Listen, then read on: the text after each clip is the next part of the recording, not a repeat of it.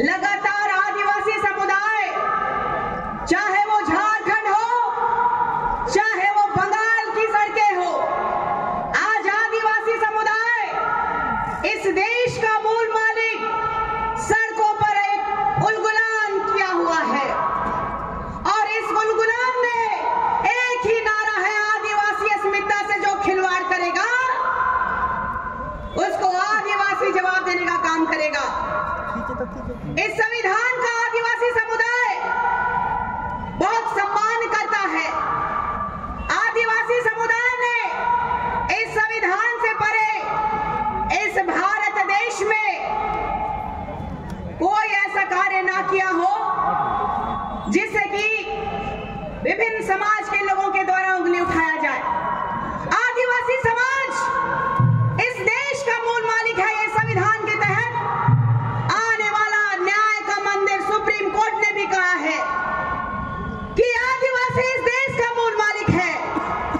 आदिवासी एक ब्रांड है।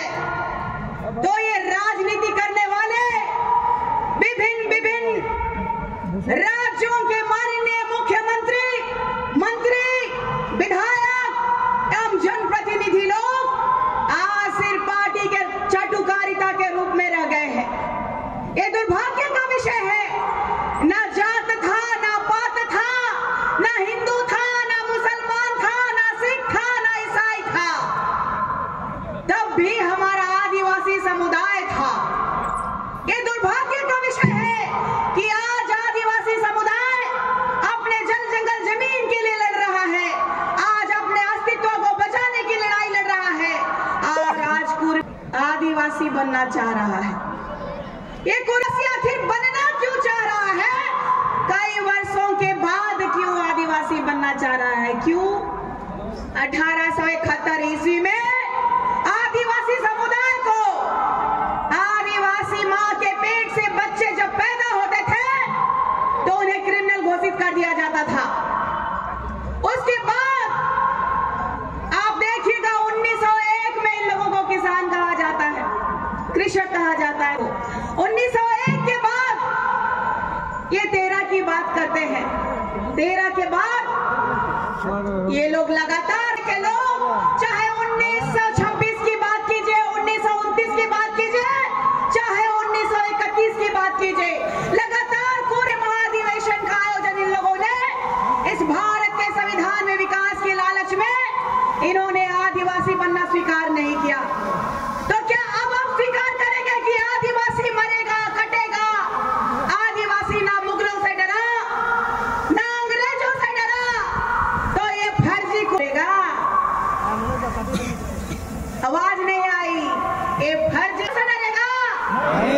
नहीं डरेगा। तो इनको इतिहास बताने की आवश्यकता है। जिन्होंने इतिहास अच्छे से पढ़ा नहीं, पढ़ाई पूरी की नहीं, वो लोग आज राजनीति में आकर के समुदाय खेलने का काम कर रहे हैं। मेरे पिता झारखंड के आंदोलनकारी श्री हंदू भगत जी, उनके विचारों को देखा। उन्होंने बताया, इतिहास बताया कि कैसे हमारे वीर शहीद संघर्ष करते रहे। चाहे वो भगवान धरती आबा बिरसा मुंडा जी की बात कीजिए, सिद्धू कान्हू की बात कीजिए, चांद भैरव की बात कीजिए, तिलका मांझी की बात कीजिए, या तो फिर आप फूलो जानो की बात कीजिए, या तो फिर आप सिंह निकैली दई की बात कीजिए, रुनिया टुनिया की बात कीजिए। हमारा इतिहास रहा है। हमने कभी किसी के सामने ये नहीं कहा कि हमें ये दे दो, हमें ये दे दो। हम लगातार, चाहे भगवान बिरसा मुंडा जी की बात कीजिए, चाहे आज की बात कीजिए, आदिवासी समाज अपने अस्तित्व की लड़ाई लड़ रहा है, अपनी पहचान की लड़ाई लड़ रहा है। 1961 में किसकी सरकार थी इस भारत में कि उन्होंने आदिवासी कॉलम हटा दिया? क्यों हटा दिया गया आदिवासी कॉलम? और आज भी हम लगातार आदिवासी कॉलम के लिए जूझ रहे हैं, लड़ रहे हैं। हिंदू का है, मुसलमान का है, सिख का है, ईसाई का है, लेकिन आदिवासियों का कहाँ है? है क्या कॉलम? तो भाई 1931 के बाद जनगणना हुआ, चाहे 1951 की बात कीजिए, चाहे 1961 की बात कीजिए, चाहे 1971 की बात कीजिए, चाहे 1991 की बात कीजिए, चाहे 2001 की जनगणना की बात कीजिए, तो ये दुर्भाग्य का विषय है कि इनके वीर शहीद, वीर क्रांतिकारी पुरुष कहां थे? इनके वीर क्रांतिकारी पुरुष बड़ा जात कहलाने में बिलीव करते थे और ये कहते थे हम क्षत्रिय का वंशज है, हम लव कुश के वंशज है। तो आज ऐसा क्या हो गया? इन्होंने बहुत प्रयास किया कि आदिवासी सीटों से ये लोग चुनाव जीत सके, आदिवासी सीटों से ये लोग नौकरी ले सके।